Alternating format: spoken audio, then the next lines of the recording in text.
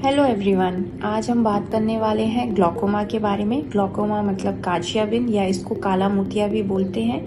ये एक ऐसी बीमारी है आँख की जिसमें पेनलेस लॉस ऑफ विजन होता है। धीरे धीरे विजन जो है पेशेंट की कम होती है, इसीलिए इसको साइलेंट थीफ ऑफ साइट भी बोलते हैं, क्योंकि इसमें पेरिफेरल विजन कम होने से शुरू होता है और लास्ट में एक टनल विजन ही रह जाती है। इसीलिए इसके बारे में अवेयरनेस बहुत ज़रूरी है।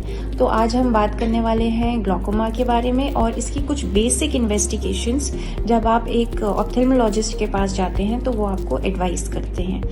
तो ये जो बीमारी है ये इसमें क्या होता है कि हमारे आँख में जो ऑप्टिक नर्व होती है, जो आँख से सिग्नल पहुंचाती है ब्रेन तक, वो डैमेज हो जाती है।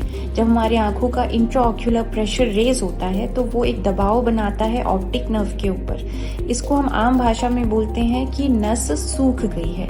इसमें फाइबर लॉस होता है नस का और धीरे धीरे जो है नस सूखने लगती है, नर्व फाइबर का डैमेज होने लगता है। तो ये जो बीमारी है इसमें ऑप्टिक नर्व डैमेज की वजह से कुछ फाइबर लॉस होने लगता है।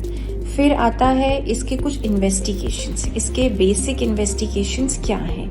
Above 40 years of age, irrespective of male है या फीमेल, हमको अपनी हमेशा ऑप्थेल्मिक चेकअप के लिए जाना चाहिए।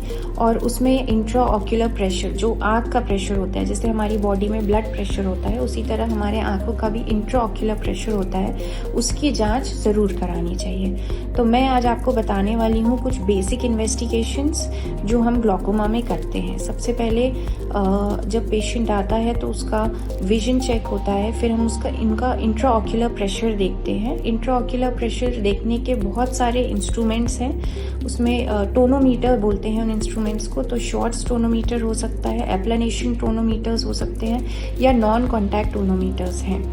तो एप्लानेशन टोनोमीटर में हम एक एनेस्थेटिक ड्रॉप डालते हैं और पेशेंट को स्लिट लैम्प के सामने बैठाल के एक प्रिज्म द्वारा पेशेंट के प्रेशर की जांच करते हैं। इसके अलावा कई नॉन कॉन्टैक्ट टोनोमीटर्स भी हैं जिनसे आंखों के प्रेशर की जांच होती है।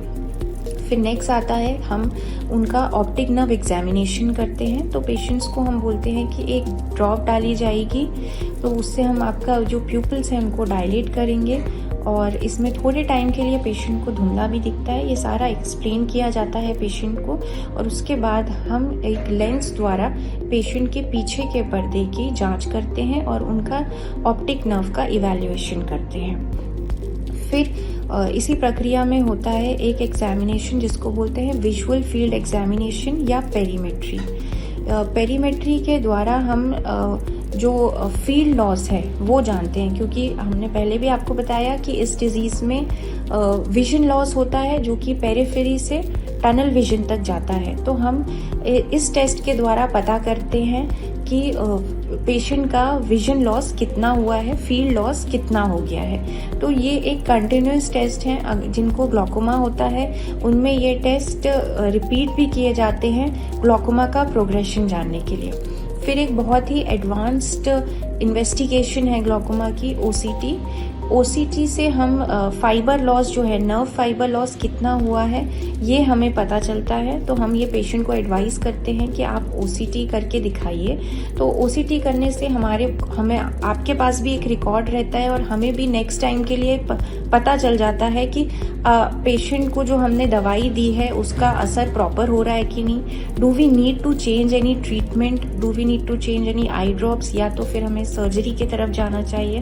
तो डॉक्टर्स को एक बहुत अच्छा रिकॉर्ड मिल जाता है और इससे हमको ग्लूकोमा का प्रोग्रेशन भी पता चलता है। फिर इसी में आता है पैकीमेट्री। पैकीमेट्री से हमको कॉर्निया की थिकनेस पता चलती है और जो प्रेशर वेरिएशन हो सकता है उसकी वजह से इसके बारे में एक हमको आइडिया मिल जाता है। तो ये एक बहुत ही मैंने आपको बेसिक तरीके से बताया है कि काचियाबिन में हम जब जाते हैं ये हम बेसिक इन्वेस्टिगेशंस करते हैं। आई होप ये वीडियो आपके लिए नॉलेजेबल रहा। Thank you.